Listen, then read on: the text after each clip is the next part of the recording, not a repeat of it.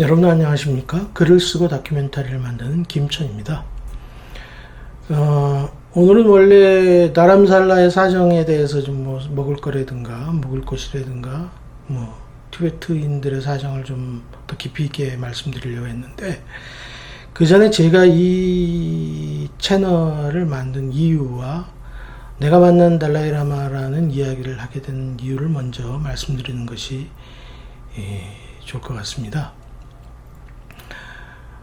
사실 지금 이 채널은 그다지 인기가 많지 않죠. 구독자가 한 1750명 조금 넘고, 어떤 때는 또 그보다 내려갑니다. 제가 이렇게 영상을 안 올리면 구독자 수가 쭉쭉쭉 빠지기도 하고, 구독자가 하루에 한 명이 채 더 많이 늘지를 않습니다. 이 영상도 보통 보시는 분이 많이 보실 때 100에서 150명, 작게 보시면 50명 정도. 굉장히 인기가 없는 채널이고 인기가 없는 영상물입니다. 그럼에도 불구하고 이렇게 들어와서 봐주신 분들께는 깊이 감사드립니다.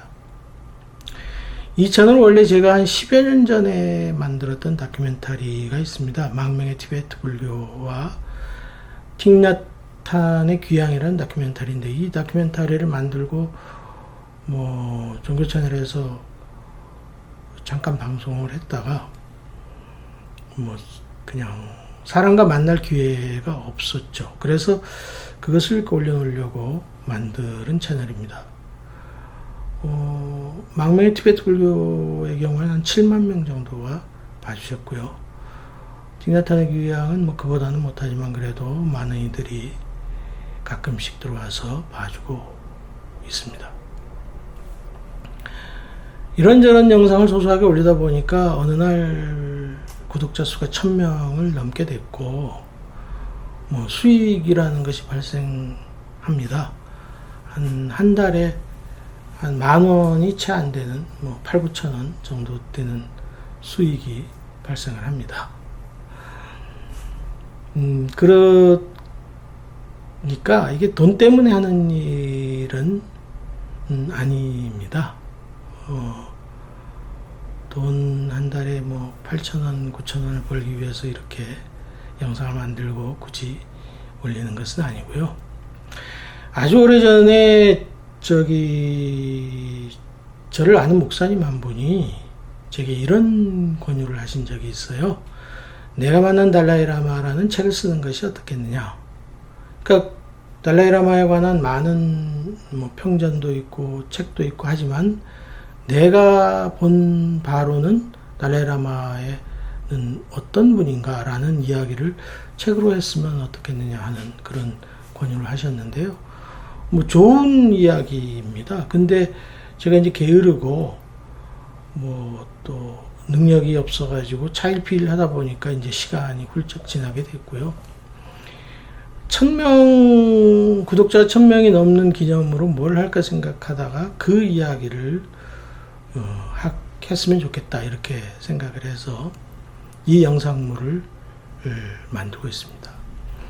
저는 IMF 때 직장에서 공고사직 당하고 그 이후로 계속해서 프리랜서로 이런 작업들, 글 쓰는 작업, 영상을 만드는 작업을 해오고 있습니다. 크게 돈이 되지도 않고 늘 생계를 해결하는 일을 위해서 아주 허덕거리고 살아가고 있습니다.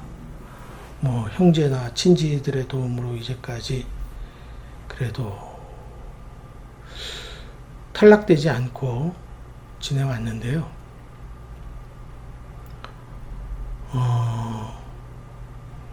다람살라에서 망명의 티베트 불교를 만날 때 만났던 분이 있었는데, 홍콩에서 금융업에 종사하시다가 은퇴하시고 여유롭게 세상을 세계 일주도 하고 이렇게 성지순례도 하고 하시는 아주 여유 있는 분들이었어요. 근데 그 부인께서 제게 이런 질문을 하셨어요. 그거 만들면 돈 돼요? 그 돈도 안 되는 일을 왜 합니까? 굉장히 조롱과 경멸 섞인 그런 말투, 태도로 이야기를 하셨어요. 나는 돈도 안 되고 세상에 큰 반향도 없는 이 일을 왜 하는 것일까? 제 스스로한테도 질문을 던져봤죠. 다큐멘터리를 만든다는 일, 그리고 이런저런 푼돈의 칼럼을 쓰는 일, 이게 세상에 큰 도움이 되는 것은 아닐 겁니다. 하지만 우리가 보고 있는 세상, 내가 만나는 순간들은 빛과 함께 찰나 속에 사라져 갑니다. 내가 지금 일으키고 있는 마음 속에 좋은 생각, 미움, 분노, 착한 의지들, 이런 것들도 찰나찰나 잊혀져 갑니다. 그 잊혀져 가고 사라져가는 생각과 순간들을 영상에 담고 글로 써서 세상과 만나는 것. 그것이 제가 글을 쓰고 다큐멘터리를 만드는 이유입니다. 경제적으로 어렵고 불우하고 세상에서 큰 좋은 평가는 받지 못하지만 제가 불행을 감당하고 이겨내는 방법이기도 합니다. 달라이라마가 어떤 사람이냐라는 질문을 많이 받습니다. 제가 잘 알 수 없는 부분이라서 달라이라마 스님 곁에서 오랫동안 통역을 한 분께 똑같은 질문을 드렸습니다. 달라이라마는 어떤 분이에요? 그분의 대답은 정말 솔직하고 거짓이 없는 분이다 라는 대답을 제게 했습니다. 어떤 오만하고 교만한 사람, 폭력적인 위세를 부리는 사람도 달라이라마 스님과 5분만 만나고 나면 아주 양처럼 양순해지는 그런 모습을 흔하게 봤다는 그런 경험담도 들려주었습니다. 아마 그 말이 맞을 겁니다. 제가 뵌 달라이라마 스님도 정말 거짓 없이 자신의 모든 것을 드러내 보여주는 분입니다.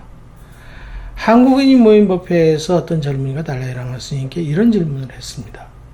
스님은 관세음보살입니까? 스님은 생불입니까? 달라이라마 스님이 아주 명쾌하게 대답을 하셨습니다. No! 아닙니다. 나는 오랜 법회를 해서 지금 목도 마르고 건조한 날씨 때문에 피부도 가렵고 합니다. 내가 만약 관세음보살이나 부처님이라면 이런 불편함을 겪지 않을 겁니다. 그럼에도 불구하고 나는 여러분과 똑같이 가렵고 목이 마릅니다. 나는 여러분들과 똑같이 관세음보살님의 가르침을 마음에 새기고 그분처럼 살아가고 싶고 그렇게 살아가려고 애쓴 사람 중에 한 사람입니다. 여러분과 나는 그 점에서 똑같습니다. 관세음보살처럼 살아가기를 바랍니다. 다만 어떤 사람들은 내게서 성스러운 모습을 기대한 사람도 있습니다. 유감스럽게도 그렇지 못하다는 것을 이렇게 말씀드리지만 받아들이지 않는 분들도 있습니다. 그건 또 그분들의 문제입니다. 라고 대답하셨습니다.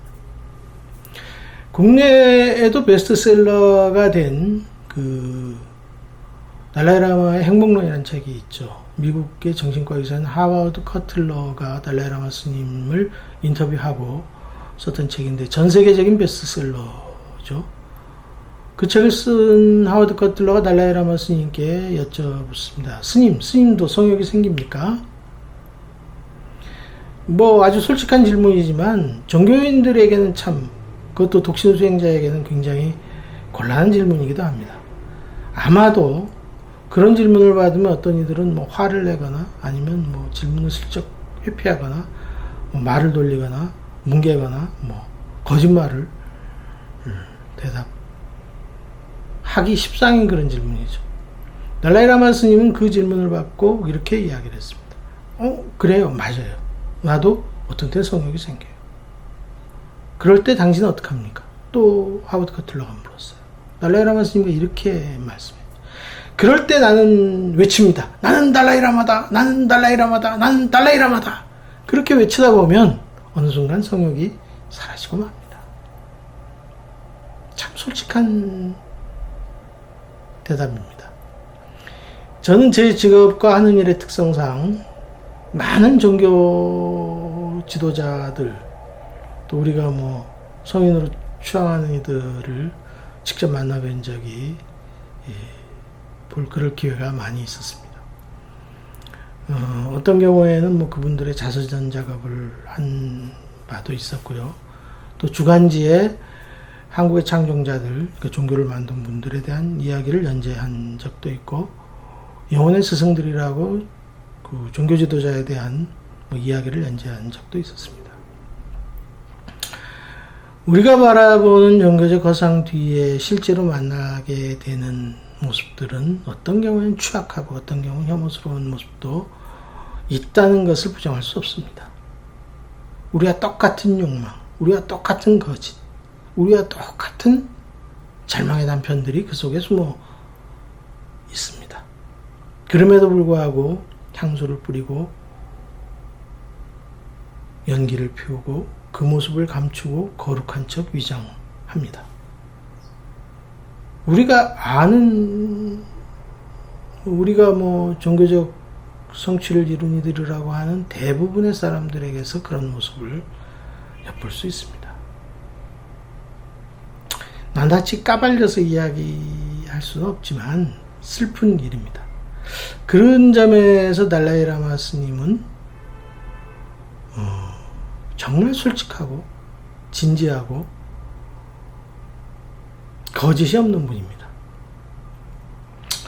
물론 달라이 라마에 대한 수많은 비판이 있다는 것도 알고 있고, 중국 공산당의 저주에 가까운 비난, 그리고 티베트 불교계 내 특정 종파의 달라이 라마 스님에 대한 반대와 반발과 어떤 그 안티의 움직임도 알고 있습니다. 나라를 빼앗긴 신정왕국의 지도자가 감당해야 되는 그 슬픔과 책임감도 느낍니다. 달라이 라마 스님의 슬픔을, 그 눈빛에 가득 찬 연민과 슬픔을 볼 때마다 달라이 라마 스님이 어떤 분일까? 라고 질문하면 또 이렇게 대답을 할 수가 있습니다. 우리가 살아가는 이 세상은 슬픔과 고통과 아픔과 고난으로 가득 차 있고, 우리는 때때로 그 슬픔 앞에 굴복하고 싶고 그 고난을 견디기 어려워합니다. 하지만 달라이 라마 스님도 이 고통과 슬픔으로 가득 찬 이 세상을 똑같이 우리와 함께 건너는 분입니다. 그리고 그분은 자기가 할 수 있는 바, 자기가 배운 바, 지혜 한 편을 똑같이 고통받는 우리에게 전해주려고 애쓴 사람입니다. 이렇게 말씀드릴 수 있을 것 같습니다. 제 대학 시절 은사 중에 한 분은 달라이 라마 스님에 대해서 이렇게 평을 한 바가 있습니다. 저는 이제까지 달라이 라마 스님의 평전이나 뭐 이야기 중에 이 평가를 뛰어넘는 내용을 보지 못했습니다. 그분께서는 이렇게 말씀하셨어요. 달라이 라마 스님은 자기 앞에 놓인 운명을 받아들이도록 배운 사람.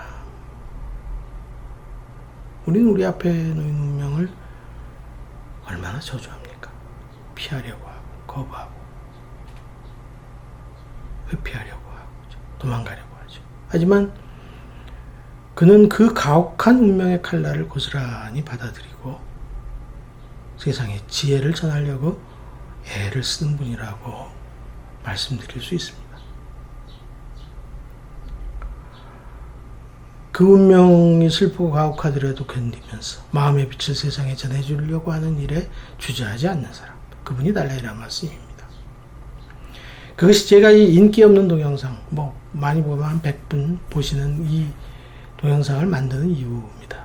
저를 잘 아는 제 동료 한 사람은 뭐 그런 이야기, 재미없는 이야기, 보지도 않는 이야기를 만드냐고 저를 뭐 비난하는 건지 조롱하는 건지 그런 이야기를 한 바 있어요. 근데 어떡합니까?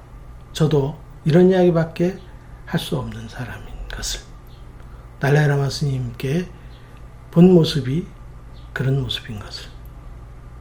세상은 참 힘듭니다. 고통스럽기도 하고 슬프기도 하고. 하지만 달라이 라마 스님은 이 고통과 슬픔을 영원한 것이라고 보지 말라고 하십니다. 마음속에 자비심을 일으켜서 우리가 만나는 이 고통이 환상처럼 영원하지 않다는 것을 받아들이면서 지혜롭게 살자고 하십니다. 그 이야기에 공감합니다. 이 세상 누군가 한 사람이라도 달라이 라마 스님의 이야기를 듣고 마음의 지혜를 일으키기를 바랍니다. 모든 것이 힘들고 견디기 어려운 때입니다. 이 이야기를 들으신 분이 혹시 힘들고 고통을 견디는데 용기를 얻을 수 있었으면 좋겠습니다. 가혹한 현실 속에서 불굴의 마음을 함께 지켜가기를 바랍니다. 모두 건강하시고 행복하시기를 빌어드립니다. 긴 이야기 들어주셔서 고맙습니다.